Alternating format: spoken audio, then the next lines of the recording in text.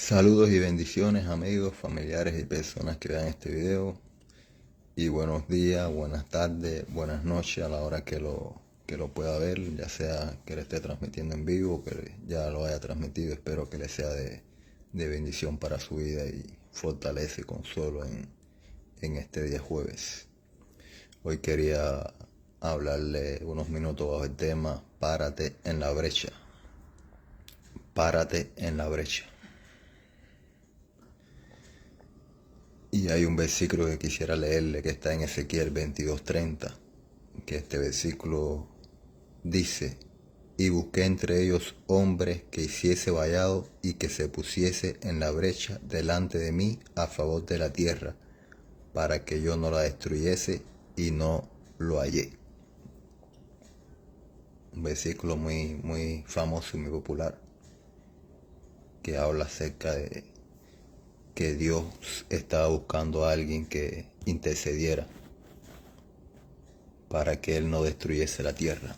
Y aquí en este versículo, en Ezequiel, cuando usted lee todo este capítulo, habla de los pecados que estaban cometiendo el pueblo. Y Dios estaba airado con el pueblo por los pecados. Dice que Dios estaba buscando una persona que intercediera para que no los destruyese, pero dice que no halló a nadie. No halló a nadie que pudiera pararse y decirle a Dios que no los destruyese. ¿Y qué es la intercesión? La intercesión es ponerse en lugar de otra persona. Quiere decir que tú tomas el lugar de la otra persona. Eso es intercesión, tú tomar el lugar de la otra persona.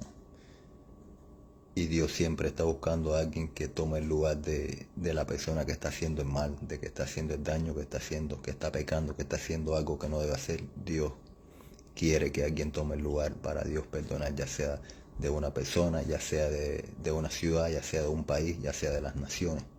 Pero interceder es tomar el lugar de otra persona. Quiere decir que tú tomas el lugar de otra persona y te identificas con el pecado, te identificas con la maldad, te identificas con aquello mal que está haciendo, para que Dios tenga misericordia y ese pecado no caiga y el juicio de Dios no caiga sobre esta persona. Cuando intercedemos estamos poniéndonos a favor. Ahora párate en la brecha. Dice este versículo: y busqué un hombre que hiciese vallado. Vallado es una protección que uno hace. Vallado es una protección que uno hace. Por ejemplo, en una guerra, lo primero que hacen es poner vallado. Quiere decir que ponen unas barreras para que el enemigo, cuando venga, el enemigo no pueda entrar fácilmente, pase trabajo, y entonces tú te puedas proteger. Quiere decir que los ataques que el enemigo hace, tú te proteges.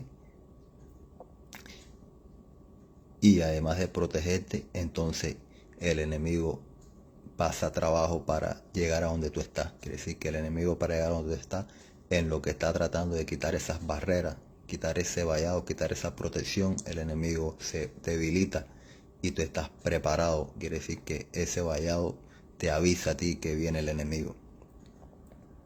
Y el enemigo, cuando trata de cruzar ese vallado, entonces es más fácil para tú poder defenderte y tú poder aniquilar al enemigo. Quiere decir que vallado es una protección que tú pones.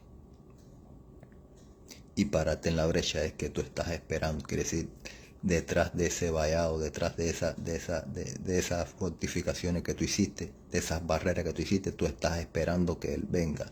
Y cuando Él venga, entonces tú te puedes defender.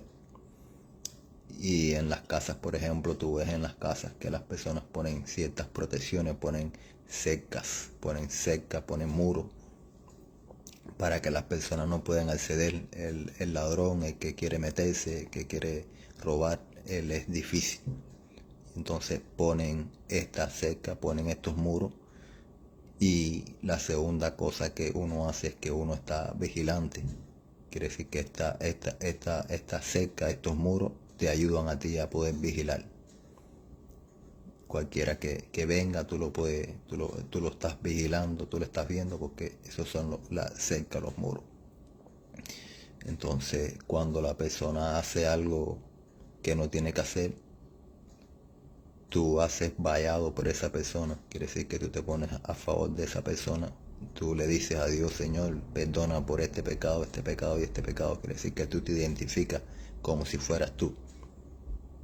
Y después que tú te identificas, tú entonces pides lo que quieras que esa persona. Señor, permite que esta persona que hacía esto y esto y esto ahora haga esto y esto y esto. Quiere decir que tú te identificas, tú haces como si fueras tú el que estás cometiendo el pecado, pero después tú empiezas a declarar lo que tú quieres ver que esa persona sea. Declaras como tú quieres ver a esa persona que sea. Eso es pararse en la brecha y hacer vallado, pedir protección. Hay un pasaje en la palabra que habla de uno de los valientes de David. Dice que uno de los valientes de David, los que peleaba con David tenía un grupo de guerreros que eran llamados los valientes. Era como una tropa especial, como un escuadrón, que eran personas que feroces para pelear y eran personas que eran indetenibles. No había manera de parar a estas personas. Es como trotas especiales, como Navy SEAL, como un escuadrón de mando. Y dice que hubo uno de ellos que cuando venían a atacarlo, dice que había un terreno de lentejas y que uno de ellos se paró en ese terreno de lentejas. Cuando todos los demás huyeron, se paró en el terreno de lentejas y no dejó que nadie pasara.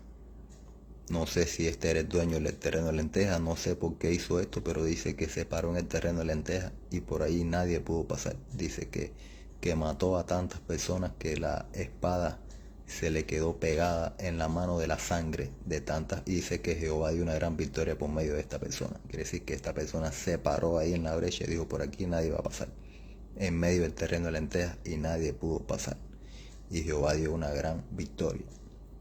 Y hay varios ejemplos que hablan de intercesión. El mismo Abraham, cuando iban a destruir Sodoma y Gomorra, dice que Abraham habló con Dios y le pidió misericordia, pero dice que Abraham, cuando intercedió, dice que no se encontraron ni 5 justos. Dice que Abraham le dijo a Dios: si hay 50 justos, no la destruya. Y no habían 50. Después Dios le dijo 40 y 30 y 20 y 10, pero no habían ni 5 justos, y Dios destruyó Sodoma, Gomorra, Ama y Zeboim.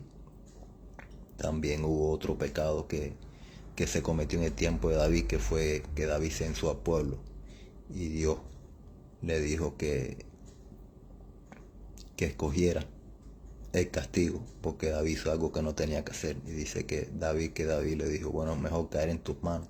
Dice que Dios envió una peste que mató a miles y miles de israelitas, y que cuando estaba pasando este ángel que estaba destruyendo a las personas, dice que David se paró en el medio y David dijo que lo destruyera él, que él era el culpable.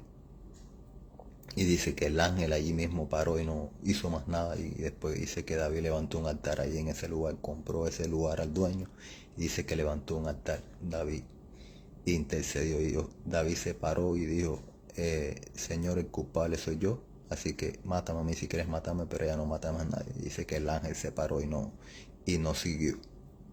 También en el tiempo de Moisés, la rebelión de Coré, dice que Aarón se paró en medio de los vivos y los muertos, y Aarón se paró como un intercesor entre los vivos y los muertos. Y dice que paró la matanza a Dios en ese momento que Aarón se paró entre los vivos y los muertos.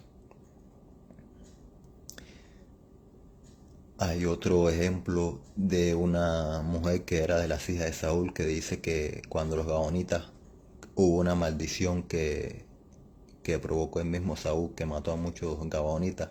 Y dice que esta mujer, cuando mataron a los hijos, que los gabonitas pidieron justicia y mataron a los hijos, que dice que esta mujer no quiso enterrar a los hijos y estuvo toda la noche azorando las aves de rapiña que querían comerse a los hijos. Dice que estuvo toda la noche azorando las aves de rapiña, y esta mujer no dejó que las aves vinieran y se comieran a los hijos.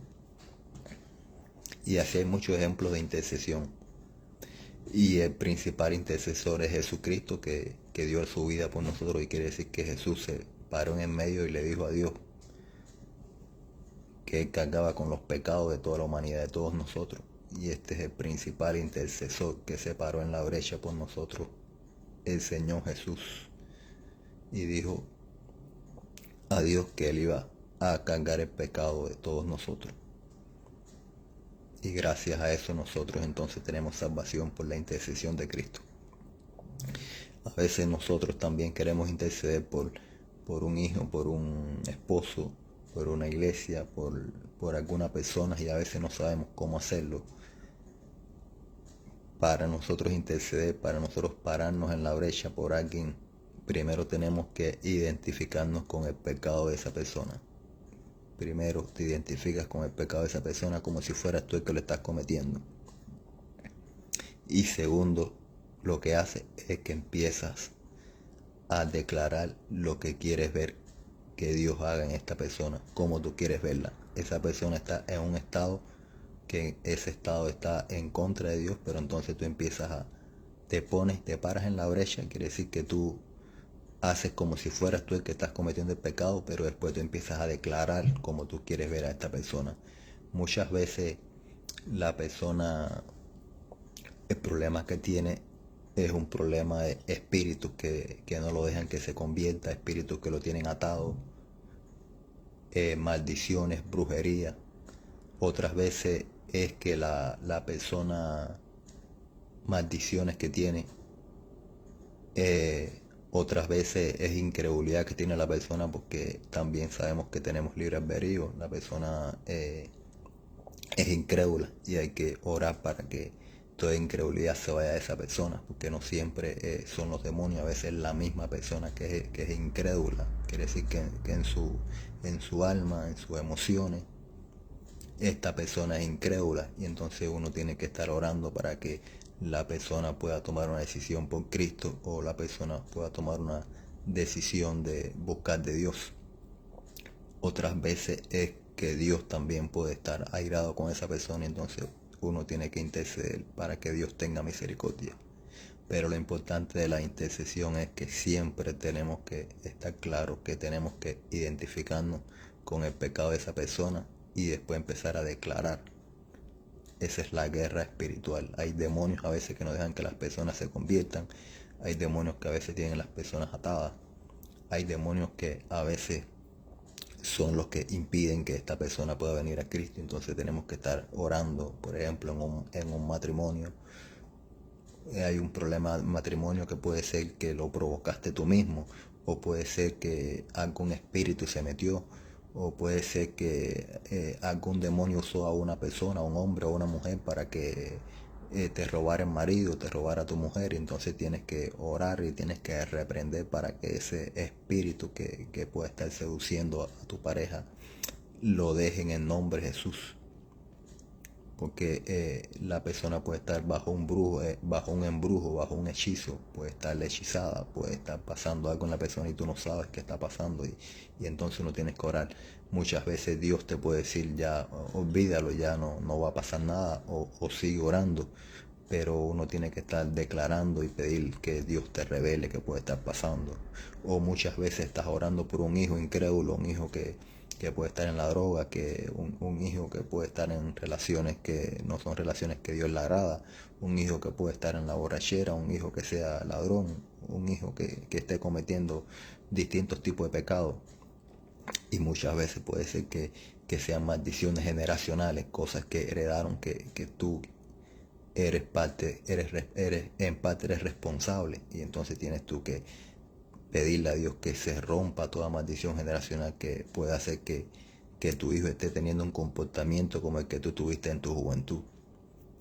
O puede ser que sea también otras cosas que tú sepas cuál es el pecado, y tú te identificas con ese pecado, y tú le pides a Dios que tenga misericordia, pero también tú reprendes los espíritus que pueden estar operando en tus hijos que lo tienen así. Eso es pararte en la brecha. Pones un cerco de protección. Señor, protege a mi hijo. Señor, guarda a mi hijo o a mi hija. Fortalécelo, guárdalo, guíalo. mira este pecado que está cometiendo, yo me identifico con este pecado, que todo espíritu lo suelte en el nombre poderoso de Jesús, y yo quiero ver a mi hijo convertido o a mi hija convertida, yo quiero ver a mi hijo aceptando a Cristo, mi hijo sale de la droga, mi hijo sale de las relaciones que no tiene que estar, mi hijo ya no es ladrón, o mi hijo, son cosas que uno tiene que aprender a declarar.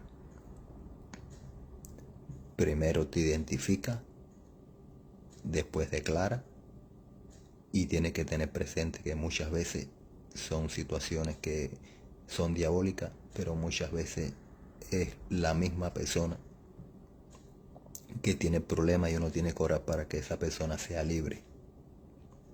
Y esperar entonces cuando Dios decida hacer lo que va a hacer, o si tú rompiste el pacto que no hace que esa persona pueda venir al evangelio, pero tienes que perseverar hasta que tú veas el rompimiento, o hasta que Dios te diga, ya no ores más por esto, que te voy a responder o no te voy a responder.